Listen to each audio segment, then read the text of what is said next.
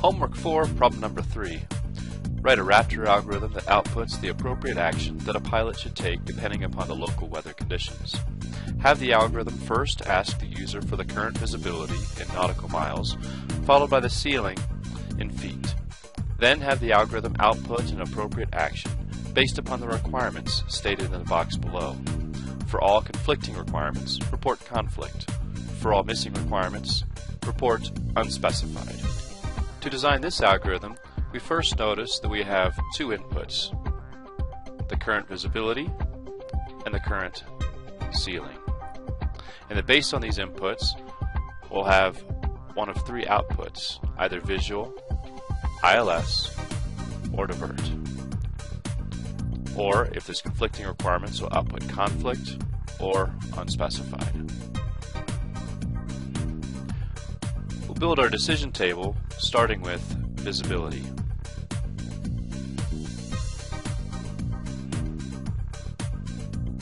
From the specification, we can see that the values for visibility range from 0.5 nautical miles to 1 nautical miles, but it's important that we cover every possible value for visibility.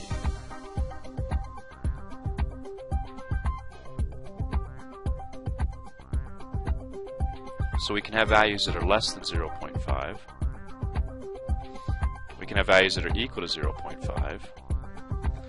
We can have values that are between 0.5 and 1.0. We can have values that are equal to 1.0, and we can have values that are greater than 1.0. Moving on to ceiling.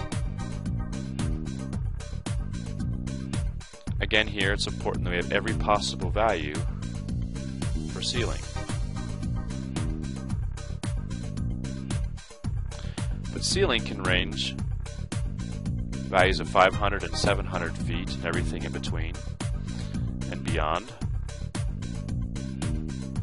We can have values that are less than 500. We can have values that are equal to 500.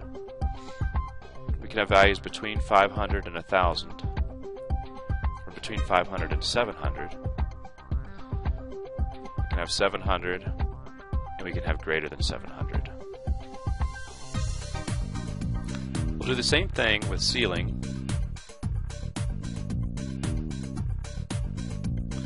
We notice that we can have values ranging from 500 to 700, everything in between and beyond. And it's important again that we capture every possible value for ceiling. So we can have values that are greater than 700. We can have values that are equal to 700. We can have values between 500 and 700. We can have values that are equal to 500. We can have values that are less than 500.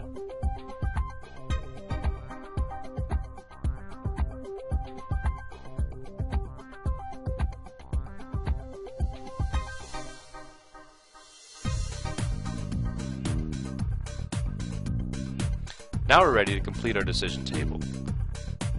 I'll use the shorthand V, I, and D, V for visual, I for ILS, and D for divert. And we'll work through the problem specification one step at a time.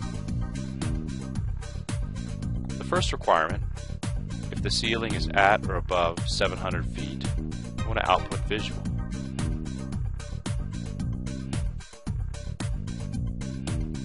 So anywhere that we have the ceiling at or above 700 feet will output visual.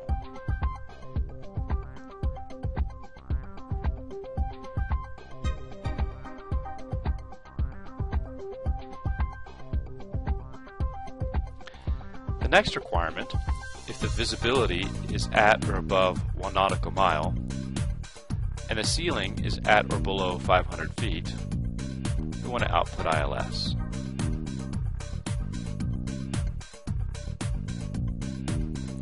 So anywhere the visibility is at or above 1 nautical mile and the ceiling is at or below 500, we'll output ILS.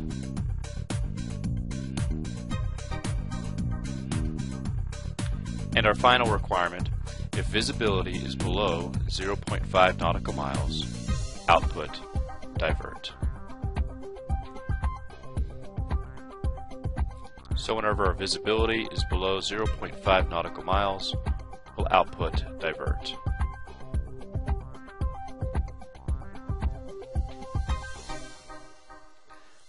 Now looking at the decision table, we see that we have two areas of conflict.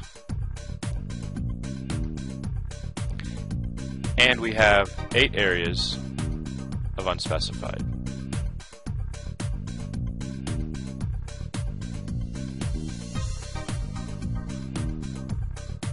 With our decision table complete, let's put this in Raptor. We'll start with our 2 inputs, and then we'll add cascading selection statements. Our first input is the visibility. We'll ask the user, enter the visibility.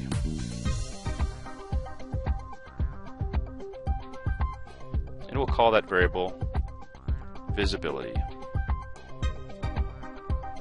The second input is the ceiling, so we'll ask the user to enter the ceiling, and we'll call that variable ceiling. Well, it turns out ceiling is a function in Raptor, so we'll call it ceiling in feet. So add our cascading selection statements. The way we'll do this is we'll work our way from left to right and from top to bottom. So the first column that we'll extract is this far left column, which is whenever the visibility is less than 0.5. When the visibility is 0.5, we see that if the ceiling is greater than or equal to 700, we have a conflict.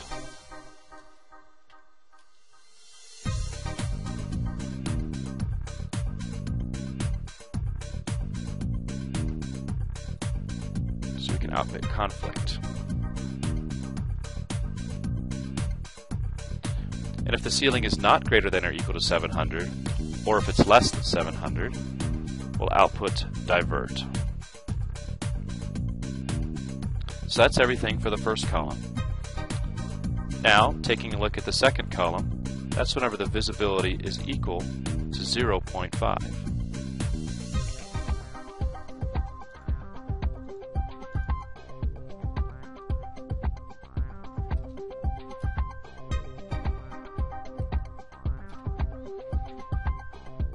When the visibility is equal to 0.5, if the ceiling is greater than or equal to 700,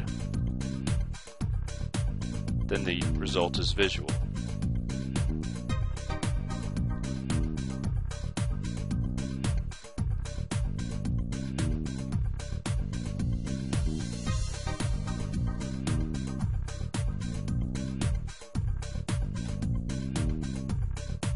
And if it's not greater than or equal to 700, we output unspecified.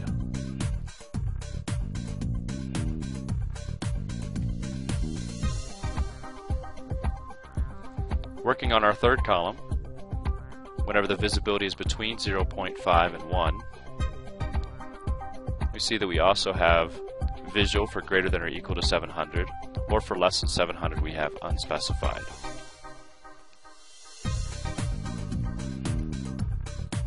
So whenever the visibility is less than 1.0, which will include all the values between 0.5 and 1.0, because we've already captured the values that are greater than 0.5, and now we're going to look at those that are greater than 0.5 but less than 1, we'll output visual if ceiling is greater than or equal to 700.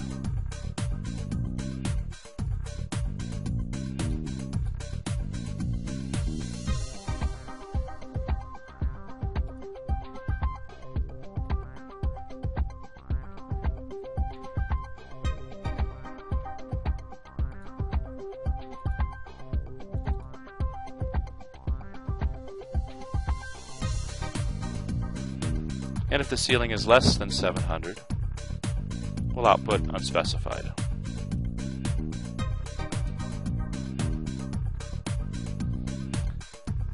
Next, if visibility is equal to 1.0, we'll output visual when ceiling is greater than or equal to 700. When When ceiling is between 500 and 700, we'll output unspecified. And when ceiling is less than or equal to 500, we'll output ILS.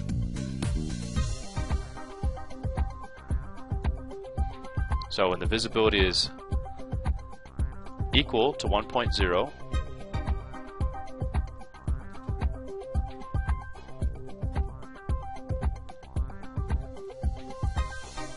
and when the ceiling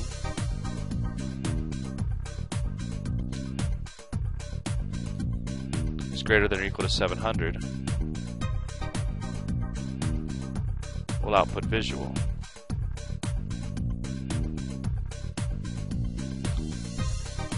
But if the ceiling is less than 700,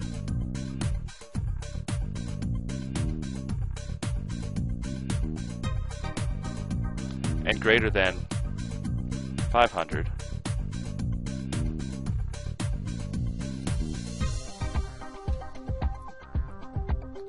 then we'll output unspecified.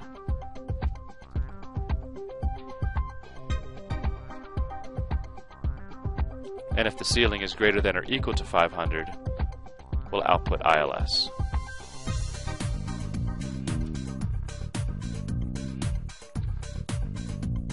And that takes us to our final column whenever visibility is greater than 1.0. When visibility is greater than 1.0, if ceiling is greater than or equal to 700, we'll output visual. If ceiling is between 500 and 700, we'll output unspecified. And if ceiling is less than or equal to 500, we'll output ILS.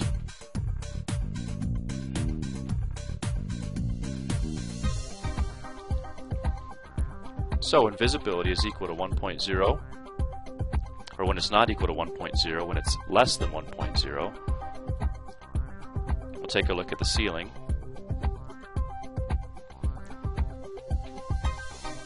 The ceiling is greater than or equal to 700,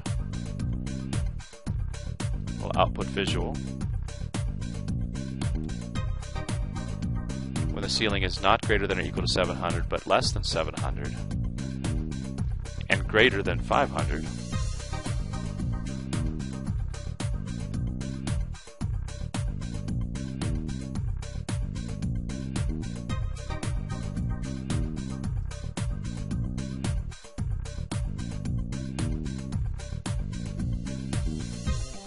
we'll use a selection statement here. Whenever ceiling is greater than 500, we'll output unspecified. And if it's greater than or equal to, or less than or equal to 500, we'll output ILS.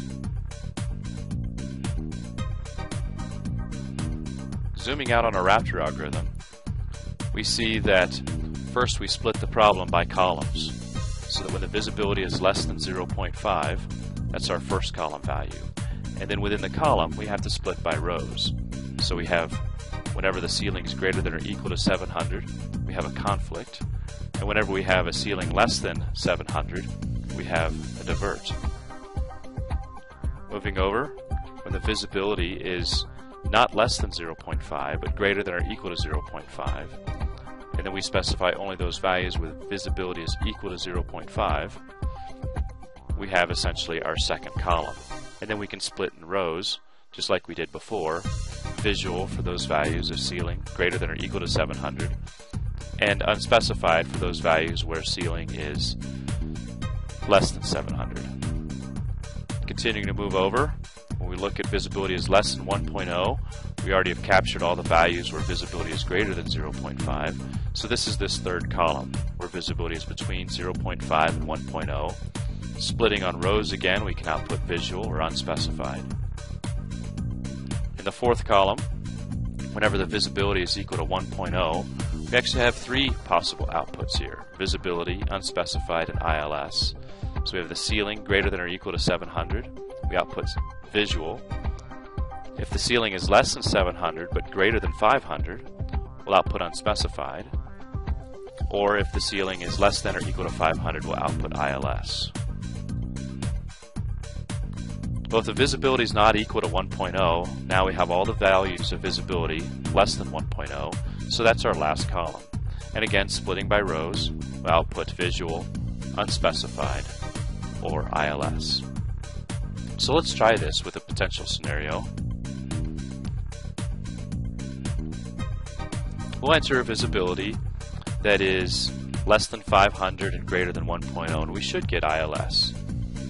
So a visibility greater than 1.0, do 1.2, and a ceiling less than 500, we'll try 400, expecting to see ILS.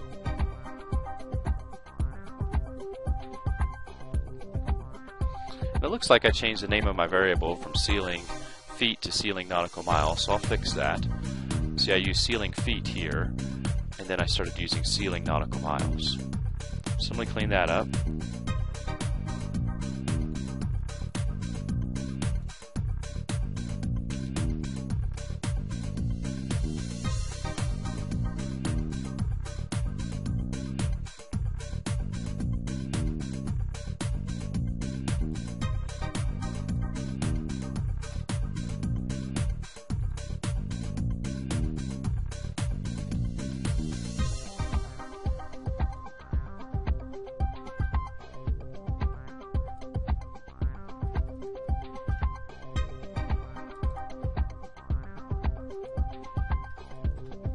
Let's try that again. Again, using a visibility of 1.2 and a ceiling of 400.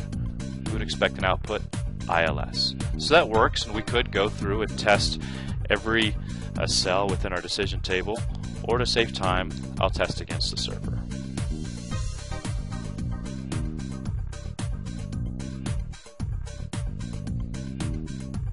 And our algorithm passed all the test cases.